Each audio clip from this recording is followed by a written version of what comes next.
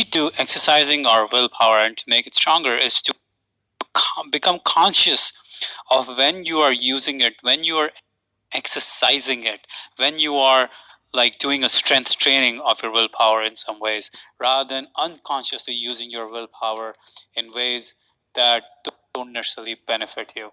So what you want to do is exercise self-control, exercise that willpower, and you can design your own experiments in any area of life where you want to exercise willpower and consciously go about doing that. Because what happens is when we exercise self-control, when we exercise willpower in one area of life, it increases, it improves self-control, it improves our willpower in other areas of life.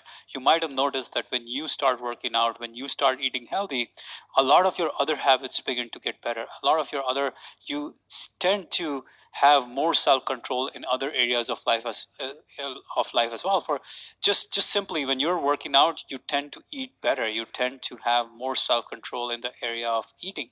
It's really as simple as that.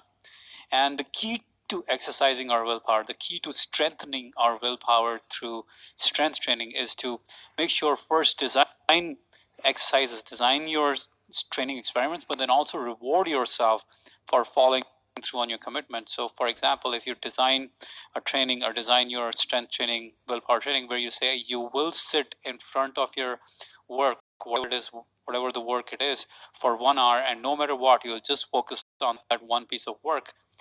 You go ahead and do that 60 minutes of work, and then you reward yourself. You reward yourself, you make your brain feel good about the task that it completed, about the willpower it executed on, and over time your willpower begins to get better.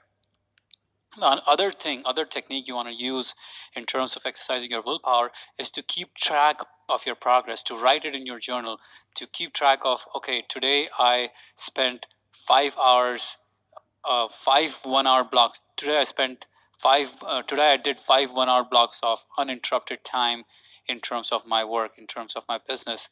And tomorrow, and this is the trend I'm keeping for the last 1 week. I've spent 41 hour blocks of time. Next week I will do 42 or 44 or whatever the number might be. But keeping track of your progress gives you this sense of accomplishment, and it helps you improve your willpower. It helps you strengthen your willpower because you can look back and you can realize that you have the strength now. You have that self-control now. So that was exercising our willpower. And now let's talk about a whole bunch of awesome strategies that are basically here to tell us how to outsmart ourselves, in the sense that pump ourselves is not enough to win in our lives, because we need to create strategies that go past our willpower, that actually harness the willpower, but also at the same time sometimes make the use of willpower irrelevant. And what do I mean by making the use of willpower irrelevant? Controlling our environment. Now that makes the use of willpower relevant. For example, if you are on and if you have a bunch of ice cream in your fridge, it's really hard to control your temptation. You're gonna probably surrender to it at some point of time, in 10 days, 15 days, or whatever.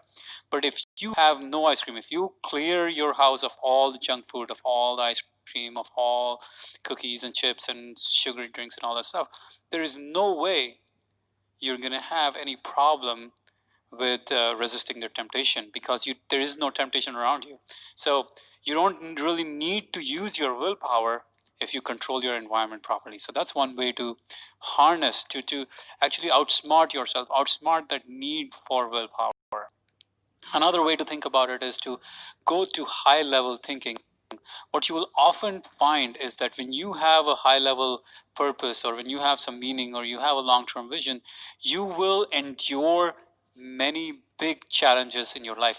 If you had a certain task to do and you were hitting your threshold of willpower, if somehow that task had a much bigger meaning, a much bigger purpose, a much bigger vision behind it, you'd find that you have new levels of energy, new levels of willpower within you that you never knew existed within yourself.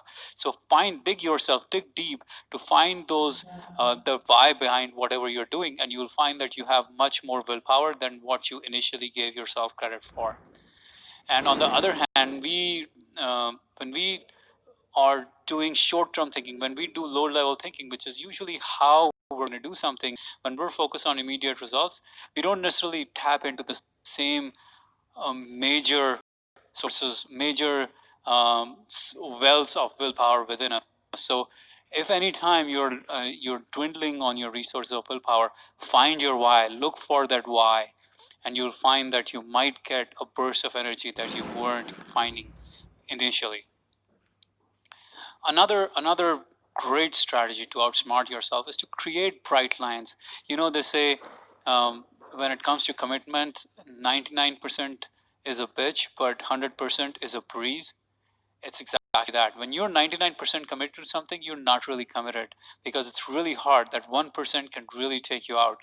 But when you're 100% committed, nothing will take you out. And that's the concept of bright lines. Creating those bright lines, those rules, like those commitments, that you will not waver from. For example, for myself, I'm a vegetarian. I'm 101% vegetarian. I never waver from it. I never eat meat. That's just the way it is. I have friends who try to be vegetarians. They are vegetarians 99% of the time, and they have a really hard time being a vegetarian, because every once in a while they have a temptation and they yield to it, because they don't have this bright line.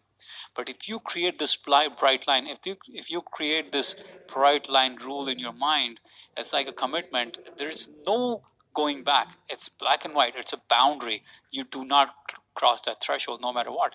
I do not cross that threshold. I am a vegetarian. That's how I identify myself, and that's a bright line.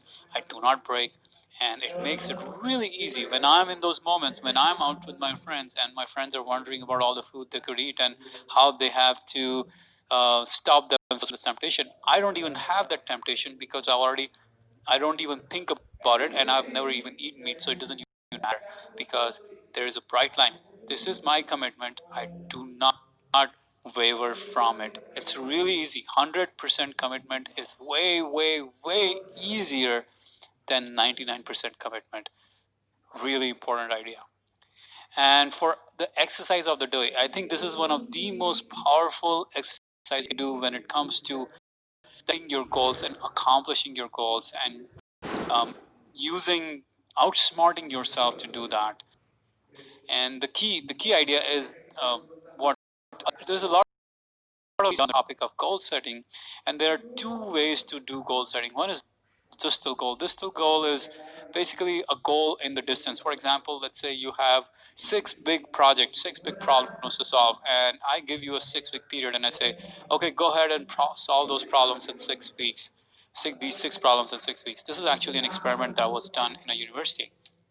Half of students were told, go ahead and finish in 6 weeks. The other half were told to work on one part of the problem every day for 1 hour next 6 weeks. So work on these problems for 1 hour every day for the next 6 weeks.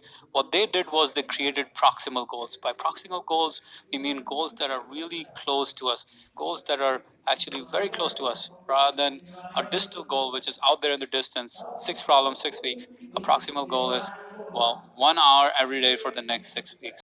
Now, who wins? Who does better, a proximal goal or a distal goal? Well, as you can tell, it is the people who with proximal goal, they win out, because distal goals were actually no better than having no goals at all. Vague, Having that vague goal in the distance doesn't really help you at all. What you want to do is break your goal down into specific, measurable action items, action steps, and that's your task for today. That's your exercise for today. Figure out what is your big goal for the next 1 month, and then break it down into daily actions that you need to take for the next 4 weeks, for the next 5 weeks, for the next 6 weeks.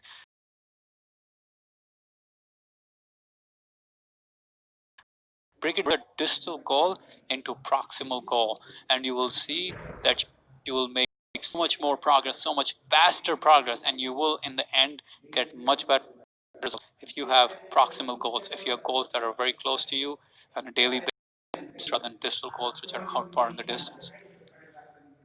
Well, there we have it.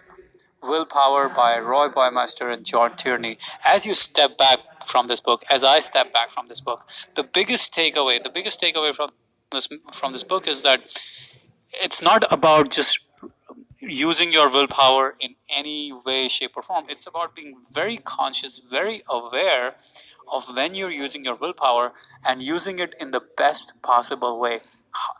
Really